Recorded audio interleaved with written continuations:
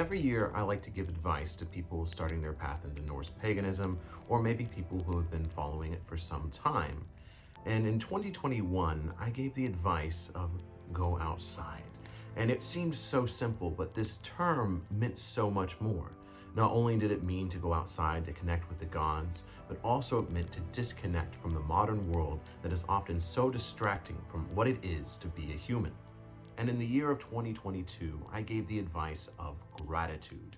This comes in two different ways. The gratitude of our every single day, that our lives are so much easier than lives of our ancestors who came before us, but also gratitude comes in the form of the offerings that we give the gods, and the spirits, and the ancestors around us. And we are just showing our thanks for the lives we live, for the wisdom that is shared with us, and all that the beings of this religion give to us every single day. And now it is 2023, and I have even more advice for Norse pagans living out there in the wide and beautiful realm of Midgard. Now, let me lay out a little bit of the foundation here. And so when I mean this is advice. This isn't law. This isn't, the way to be a Norse pagan. I'm not saying that you have to do these things. I just simply think these are things that I have learned along my path over the last year that I think may help you along your own journey. And especially for those starting out, I think a lot of this advice will really help you, because that's why this channel started over 3 years ago, was to share with you my experiences and what I've learned along this path. Now, historically, most people drop off after the halfway mark. So I want my first piece of advice to be really good for you, for those who stick around for this first bit. And that is taking the smaller things into account when it comes to this religion today. Now, this comes in many different forms, and the one that first comes to mind that I want to share with you here is house spirits. I do have an entire video talking about this subject, but in my travels abroad, I learned that house spirits are actually one of the few things that have survived the Christianization of the pagan worlds of the past. And one of the best examples of this is in Germany, which have the idea of kobolds. And kobolds, of course, are a pagan concept, but even after Christianization, they couldn't actually get rid of this in people's homes. People still gave offerings to the kobolds. And so the idea of house spirits or kobolds was adopted really by the Catholic Church at the time, or at least not as demonized, so people could continue to leave offerings in their house. And considering that most of you out there, I don't think leave offerings for your house spirits, I think this is something that could really help you feel more connected in your day-to-day. Let me give you an example of this, and this is something I talked about within the house spirit video as well, and that is recently I picked up a bar job that has helped me part-time, and so at this job I've been giving offerings every single day. So no matter how bad or good the day was as the bartender, I leave a little bit of syrup or grenadine or maybe a little alcohol out on the counter, and at the end of the shift I go pour it around a tree behind the building, and I just give an offering of thanks. This doesn't give me a huge religious experience when I do it. However, it makes me feel slightly more connected every single day. And, just for lack of a better term, it makes me feel more pagan every day, because it's a small little daily practice that I can do. Again, now we're going back to the lessons that I gave last year, and that is gratitude. And so giving these little house spirit offerings, which I actually have my house spirit altar right up here, and asking the house spirit to protect your home, leave little offerings from time to time. And I think you also find that the mischievousness of your house of losing socks and losing things might go away a little bit as well. And I thought about this when I was at my parents' house recently, and they've been having a lot of things break and a lot of things go missing and things like that. Even my socks disappeared, and I'm like, they need to give an offering to their house spirit. And once again, house spirits are something that we can actually find globally, and a concept of a house deity or a house spirit is something that has traveled all around the world in so many different religious backgrounds. So that definitely makes me feel very confident in saying that house spirits are a very real concept within Norse paganism and global pagan practices. And again, this is one of those little things I think you can focus on every single day that isn't necessarily going to change your world, but make you feel a little bit more connected. Now, on that, I want to talk about deity work. My relationship with working with the gods has definitely changed over the last few years, and possibly it is because I have been going to a lot more gatherings with the Fellowship of Northern Traditions, and so I typically reserve my deity work for these events. Now, how that can translate for you, even if you are a solo practitioner, is I would highly recommend doing God work or working with deities every seasonal cycle, or at least every celebration, whether that's, the solstices or equinoxes for you, or midsummer, Yule, Ostara, and, Beltane, or whatever you celebrate. I highly recommend trying to work with deities only during these times of year. Now, once again, this is not law, in fact, and I'm not saying there's no other way to work with the gods. If you want to work with the gods every single day, go for it. I'm just simply saying this is something that has helped me. Choosing to work with the deities every 3 to 4 months rather than every once a week or once a month has given me the time to reflect on the lessons that I learned, because I often find that when we work with gods and we receive messages from them, sensations, or something happens in our lives, it takes us time to process these things. And so instead of going day to day like, okay, what's the next sign from Odin, really reflecting on that sign you got for several months at a time, it allows you more time to process these things and come to a better conclusion in the end.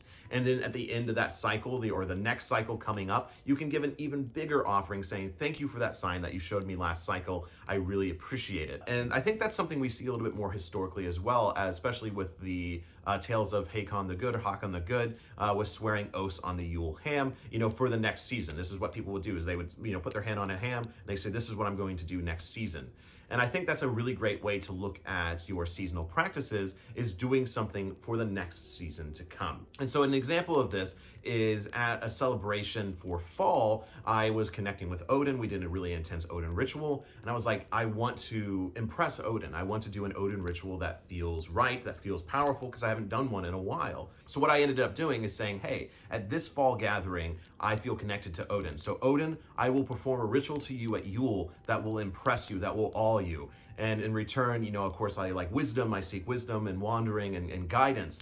And so I practiced and prepared this ritual to perform at Yule a couple of months later. And sure enough, it was a very successful ritual. It was very powerful. Everyone a part of it really enjoyed it. I'm thinking about sharing more about this ritual individually. It was in the Ohio Yule video. So if you want to go check it out, please do. But I am thinking about talking about it. So please let me know down below if you would like to know more about this Lotfafnir ritual that I performed recently. In conclusion of this section, I really do think that it's just very effective and powerful to work with the deities every seasonal cycle, even as a personal practitioner where you're not necessarily doing this with others, of setting goals and intentions for the coming cycle, of saying, I'm going to do this for you, deity, and if you can do this for me, that'd be wonderful. And then you can reflect and learn, and you're not putting so much pressure on the gods to affect your day-to-day lives. And again, your day-to-day, I think, is going to be more things such as the house spirits or spirits in the woods, or elves and the other small little whimsical things that our ancestors all witnessed in the past. So this next piece of advice, I want to talk about books, because books are a very important part of this religion today. But I do want to say, as just a thought to have, is something I've said many times over this last year, is yes, reading is a very important part. Studying is a very important part of this religion today. It's because this is where we get our information from. However, remember that paganism in the past was a religion of illiterate farmers.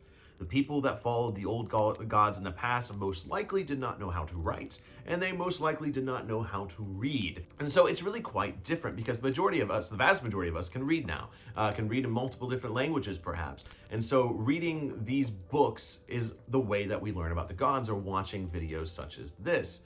And so it's a very different relationship and way that we learn versus the ancestors. The ancestors would have learned about the gods purely from experiences, tradition, and storytelling around a fire, or from others, verbal storytelling. And so now we learn alone a lot of the times, in a book a lot of the times, and from others' experiences rather than our own experiences. And so it's just so different to learn about the gods now.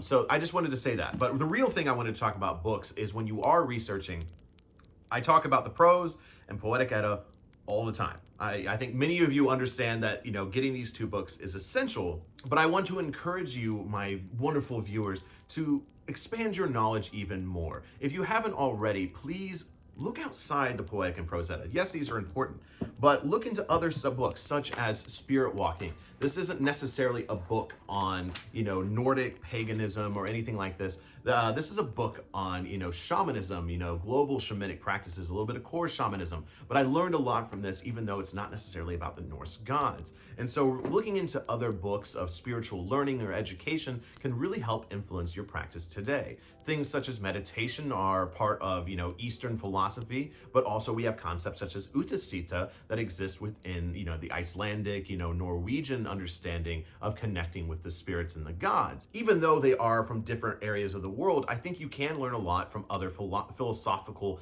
values and understandings. It's one of the best things about the modern world that we live in now, is that we can access information from all around the world, and you can bring that into your mind, into your heart, and into your personal experiences to connect more with the Norse gods, even when we don't know that much that exists within the sacred texts of the past. I think another really great example of that is as you expand even into like the Norse understanding, things such as Heimskringla, which I talked about in the past and in this on this year before as well. Heimskringla is a really large and dense book talking about the lives of the Norwegian kings. And so there is a lot of information that you can dig from this, but you really got to read and dive into it. And I truly believe that I've learned a lot more from books such as Heimskringla or Spirit Walking or any of the other like 12, 15 books I've read this last year than I have from the Poetic and Prose Edda. Obviously, I've learned from these in the past. However, I think it's something to note that you should expand your knowledge to all reaches of the world, to the greater understanding of life, to bring back into your personal practice, and I think it's going to help you out a lot. With that, I think another book that's really going to help you out is called A Yule Story, written by me, because I think this is just a really great example of everything that I'm kind of talking about here. This is a very charming fiction work about a young boy getting, taught magic from a mysterious figure in the woods to bring back the magic and love of the winter season. And so if you're interested in learning more about Eric's story, please think about picking up a copy of this book here, A Yule Story, that I wrote recently. I'm going to be starting on the sequel here very soon. Over 400 copies sold. Thank you so very much. So if you want to hear what everyone's talking about as far as the 400 people that bought it, please think about checking out a copy. There's a link down below. Any reviews help and all that good stuff. So think about starting your new year by supporting me, a small little writer that just got started out there. It means a lot. Thank you so very much to everyone who's purchased this and will purchase this in the future. So my last piece of advice for you in this video going into 2023 is simply to slow down and take your time with this religion and faith, and understand that it's a lifestyle that is going to be with you in theory the rest of your life. And so seeking big explosive experiences every single day is only going to leave you exhausted and possibly disappointed when you don't get them.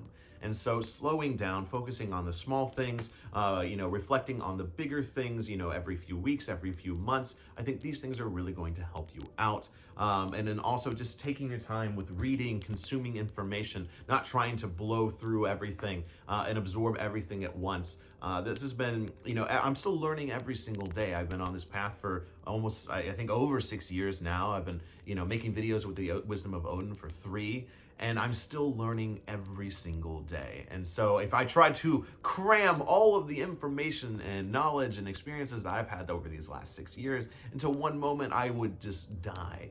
And so don't rush it, enjoy it. It's a lifelong path. And I will say my coming content here for the next year, I hope, is going to take a step back, going to slow down and focus on the small little nuanced parts of life, the nuanced parts of this religion, because I think that's where the heart and soul is. And so if you're interested in seeing this journey and experiencing these slower moments and seeing the heart and soul of heathenry, please think about liking and subscribing down below. It means a lot, helps out a lot, and I hope to see you in future videos. All these names going down right here are the amazing people who support this channel on Patreon. Please check down below on how to join Patreon and get your name on this list. Otherwise, thank you so very much. I hope this advice has been helpful to you. I hope it helps you in the coming year.